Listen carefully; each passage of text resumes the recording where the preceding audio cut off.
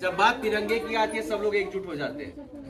Congress party वही है, हम तिरंगा को लेके, भारत की शान को लेके आगे बढ़ना है और स्वास्थ्य, शिक्षा, रोजगार, गांव गांव का विकास करना है। युवाओं को उत्तर प्रदेश से बाहर जाना पड़ता है, गुजरात, कलकत्ता, दिल्ली, मुंबई, बेंगलोर नौकरी करने। मैं जम्मू कश्मीर में था, कश्मीर में बेचारा एक व्यक्ति अमेठी का था, पानी पूरी की लारी लगाया हुआ था। मैंने उससे पूछा क्या कारण आपको यहाँ आना पड़ रहा है? बोले क्या करें साहब, हम लोग को जहाँ मौका मिलता है रोजगार के लिए हम लोग आ जाते हैं। बताइए, भारत के शीर्ष पे वो नौकरी कर रहा है कि अपने परिवार के लिए उसका पेट पाल सके, अपने बच्चों को पढ़ा सके। तो क्या उसको उत्तर प्रदेश में नौकरी नहीं मिलना चाहिए? हमारे पास जमीन है, हमारे पास लोग हैं, 25 करोड़ की जनसंख्या हम दे रहे हैं, सबसे बड़ा प्रदेश हमारा पूरे भारत में है। हर जिले में कंपनी खुले और 50% कंपनी जो जिले में होगी, जो जिले के युवा होंगे, जिले के लोग होंगे, उनको रोजगार दिया जाए। अगर नियत और नीति हो भाई साहब तो किया जरूर जा सकता है। ये बात आप लोग जान लीजिए। आप लोग जब सुबह उठते हैं, चाय बनाते हैं घर में, उसके लिए माचिस जलाते हैं, उस माचिस में आप टैक्स दे रहे हैं सरकार को। 1 रुपए का माचिस आ रहा है, उसमें आप सरकार को टैक्स दे रहे हैं। जब दूध डालेंगे, जब चीनी डालेंगे, जब चाय पत्ती डालेंगे, चाय पत्ती में आप टैक्स दे रहे हैं। सुबह से रात तक जितने चीजें आप इस्तेमाल करते हैं, सब चीज में हम सरकार को टैक्स दे रहे हैं। तो ये मुफ्त कहां से हुआ भाई? तो जो टेलीविजन है, जो समाचार है, मोबाइल है, सब चीज आज के दिन में इन लोगों के हाथ में है। आप लोग अगर टीवी चालू करके आज देख लेंगे तो आप लोग को इजराइल और हमास, इससे पहले रसिया और यूक्रेन का लड़ाई, हिंदू और मुसलमान, ब्राह्मण और हरिजन, यादव, हर जगह इन्हीं चीज का मसला चलते रहता है। मुझे आज भी याद है जब 2014 में, क्योंकि वडोदरा गुजरात में मैं रह चुका हूं, मेरे पिताजी आर्मी बैकग्राउंड से आते हैं। जब गुजरात में नरेंद्र मोदी जी जब चुनाव लड़ने के लिए तैयारी करे थे 2014 में, तो आप लोगों को भी ये बात याद होगा कि एक बार भी उन्होंने हिंदू मुसलमान और भारत पाकिस्तान की बात नहीं की थी। उन्होंने कहा था कि कांग्रेस सरकार में पेट्रोल और डीजल लगातार बढ़ते जा रहा है, कांग्रेस सरकार में लगातार डॉलर जो है वो बढ़ते जा रहा है, कांग्रेस सरकार में लगातार महंगाई बढ़ते जा रही है। तो हम जैसे ही सरकार में आएंगे 100 दिनों के अंदर महंगाई कम करेंगे। कहा था नहीं कहा था ये मोदी जी ने? आप लोग से जानना चाहूंगा, याद है आपको? 100 दिन में आप महंगाई कम करके देंगे, ये कहा था। 100 दिन क्या, एक दिन के लिए भी आपने महंगाई कम की हो? आज 10 साल हो गए हैं, 10 साल हो गए हैं। 3500 दिन आपको दे दिए हमने, 100 दिन आपने मांगे थे। आपने एक दिन भी कांग्रेस सरकार ने जो महंगाई रखी थी उसका कम किया हो? उसका दाम, चाहे पेट्रोल हो, चाहे डीजल हो, चाहे रसोई गैस हो, कोई भी चीज हो, राशन पताई की चीज हो, भैया वो दाम निकाल ले तो। लेकिन अगर ये बात सरकार हमें पता है कि सरकार महंगाई कम नहीं कर रही है, हमारी कमर तोड़ी जा रही है, उसके बावजूद भी हम इस सरकार को वोट दे देते हैं। तो क्या कारण है भाई? कारण ये है कि अब चुनाव आएगा तो भैया जी आपसे बात 4 किलो जी बता रहे 4 किलो वाले। तो ये जो 4 किलो वाली आपने बात कही, उस पर भी मैं आ रहा हूँ। उससे पहले एक चीज मैं और कहना चाहूंगा कि अभी चुनाव आएगा 2024 में, 6 महीने करीब 7 महीने बचे हैं। जनवरी में ये लोग अयोध्या में राम मंदिर का उद्घाटन कर देंगे। मैं खुद ब्राह्मण हूँ, मेरे दादाजी तो पुजारी थे, पंडित थे। हम लोग खूब आस्था रखते हैं, हम लोग एकता में विश्वास रखते हैं। तो आस्था है हमारी भी, सब भगवान में आस्था है, लेकिन वो राजनीतिक चुनाव का मुद्दा नहीं होना चाहिए। कोई भी मंदिर या मस्जिद या कोई भी धर्म का आप अगर कुछ स्थान बना रहे हैं तो उसको आप राजनीति से दूर रखिए। हमारे यहाँ कई संस्था हैं जो मंदिर और मस्जिद और सारी चीजों का संभाल के रखते हैं। रामेश्वरम मंदिर, आप साउथ में चले जाइए, दक्षिण में बहुत बड़े बड़े मंदिर है, उनको संस्था ही संभालती है। तो लगातार जो ये लोग मंदिर और मस्जिद की जो राजनीति कर रहे हैं वो सरासर गलत है। और आप जैसा बता रहे थे 4 किलो और 5 किलो राशन की बात कह रहे थे, वो आपकी बात एकदम सही है। 5 किलो राशन जो ये लोग दे रहे हैं और उसमें हम लोग का वोट खरीदने की प्रयास किया जा रहा है। उसका पैकेट देखेंगे, नमक का पैकेट, आप नमक के पैकेट में 90% मोदी जी की तस्वीर है। आज से पहले आपको क्या कांग्रेस सरकार आप लोग को राशन नहीं देती थी? कांग्रेस सरकार आप लोग को राशन देती थी, उसके साथ चीनी भी देती थी, मिट्टी का तेल भी देती थी, और हम लोग 1 और 2 रुपया लेते थे। 1 और 2 रुपए की कोई कीमत नहीं है, लेकिन 1 और 2 रुपया क्यों लेते थे?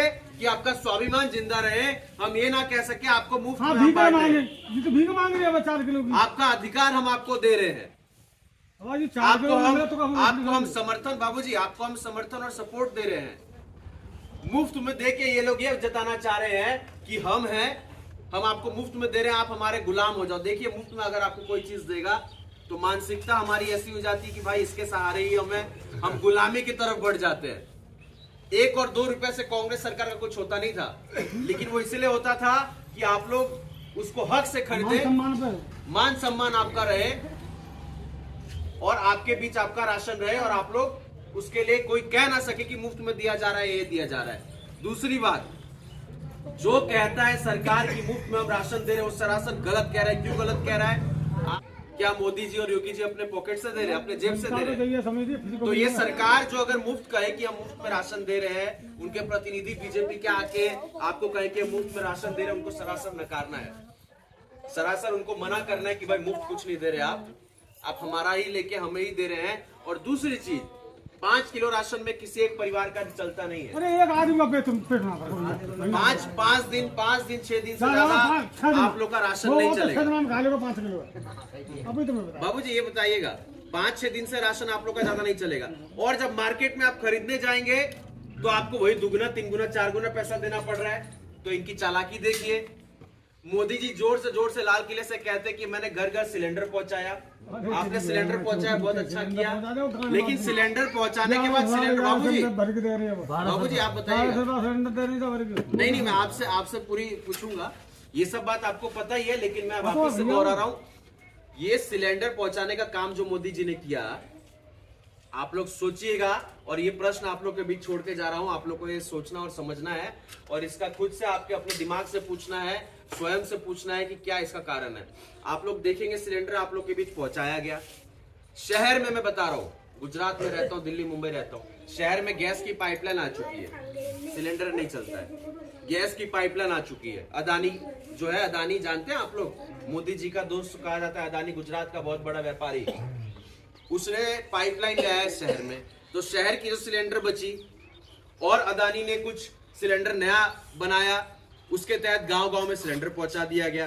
कहा गया मुफ्त में हम दे रहे हैं, मुफ्त में दे दिया गया। लेकिन वो सिलेंडर देने के बाद ये तो मोदी जी बताए उसको भराएं कैसे? क्योंकि 1000-1200 रुपया जो दाम आपने कर दिया है, इतनी चालाकी से आपने किया, इतनी चालाकी से आपने दाम बढ़ाया। मैं विश्वास दिला रहा हूँ, ये मेरा 44वां जिला है, 500 से ज्यादा गांव में जा चुका हूँ, उत्तर प्रदेश की बात कर रहा हूँ। गांव में पति और पत्नी विचार करते हैं सिलेंडर खत्म होने से 5 दिन पहले कि भाई इसको भराना है, पैसे का इंतजाम करना पड़ेगा। एक बहुत बड़ी समस्या वाली चीज है। तो जब ये सरकार कहती है कि हम मुफ्त में सिलेंडर दे दिए, मुफ्त में हमने राशन दे रहे हैं, सरासर इनको मना करना है। कुछ ये मुफ्त में नहीं दे रहे, आप लोग का वोट ले रहे हैं और आप लोग का हक मार के आप लोग को दे रहे हैं। अगर कुछ देना है तो युवाओं को रोजगार दीजिए। अरे पढ़े लिखे युवाओं को रोजगार दीजिए। आज मैंने अखबार खोला, हिंदुस्तान अखबार, सबसे पहले पेज में मोदी जी का आधा तस्वीर था। उसमें मोदी जी कह रहे थे, जो फोटो लगा था मोदी जी का प्रचार, कि 1 साल हो गया रोजगार मेला जो उन्होंने चालू किया था, 51,000 रोजगार पत्र उन्होंने दिया लोगों को। लेकिन उन्होंने लाल किले से कहा था चुनाव से पहले कि 2 करोड़ रोजगार हर साल देंगे। 2 करोड़ एक तरफ और 51,000 एक तरफ, और वो भी 51,000 किसको दिए, क्या दिए, हमें कुछ जानकारी नहीं है। और इसको रोजगार मेला कह रहे हैं। बच्चों की बात करें, शिक्षा की, पहली बार आजादी के 77 साल हो गए, पहली बार शिक्षा पे टैक्स लिया जा रहा है। 18% टैक्स आपके बेटों पे, आपके नातिन पे, ये सब लोगों पे जो पढ़ने जा रहे हैं उस पर टैक्स लिया जा रहा है। अब मेरे को आप बताइए कि बात ये हिंदू और मुसलमान की यदि करते हैं, हिंदू और मुसलमान आज से नहीं है, पीढ़ी दर पीढ़ी से, और पीढ़ी दर पीढ़ी से हम साथ में मिलकर चल रहे हैं। और एक बात मैं आपसे पूछना चाहूंगा कि आपके घर में 2 भाई रहते हैं, आपका घर हिंदू का हो, मुसलमान का हो, सिख का, ईसाई का हो, मुझे मतलब नहीं है। दो भाइयां आपस में लड़ाई अगर हो, आप लोग बताइए, तो उस घर का विकास होगा विनाश होगा? विनाश होगा। समझिए उत्तर प्रदेश आपका घर है, भारत आपका घर है, या हिंदू और मुसलमान भाई रहते हैं, आपस में लड़ेंगे 5 साल, जान जाइए विकास होगा कि विनाश। अब ये प्रश्न आपको पूछना है, और यही प्रश्न के साथ मैं आपको छोड़ के जा रहा हूँ। ज्यादा समय नहीं लूंगा आप लोगों का, लेकिन एक वचन भी लूंगा, आप लोग के बीच आया हूँ तो मैं आप लोगों से पूछूंगा, वचन देते तो आप लोग जोर से हाथ उठा के कहिए हाँ। नहीं, वो सब नहीं, चुनाव का वोट देने के लिए मैं आपसे नहीं कहूंगा। आप लोग वचन दे रहे हैं, जोर से बोलिए हाँ, जोर से हाँ, आवाज निकालिए। तो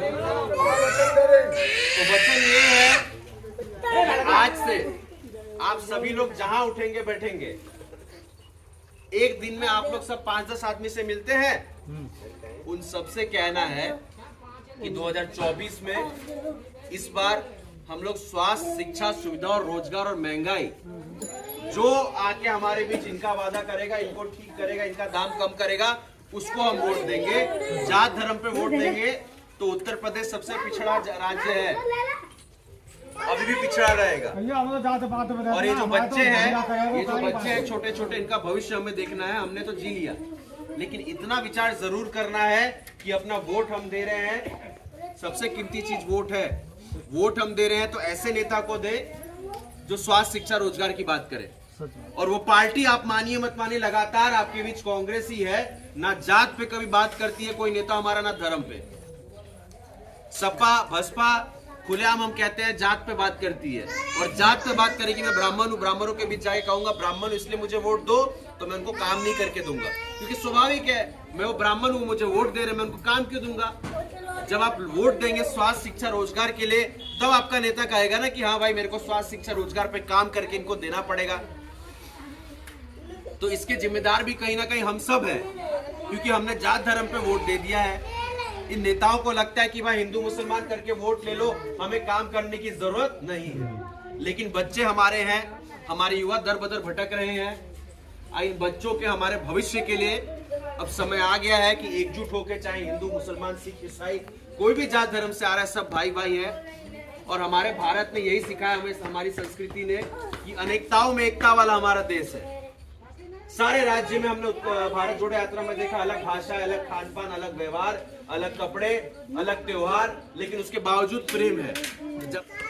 और मैं आपको आश्वासन देता हूं कि आपके घर के हमारे जिला अध्यक्ष जी हैं, ये लगातार आप लोगों के लिए काम कर रहे हैं और लगातार आप लोगों के लिए काम करेंगे।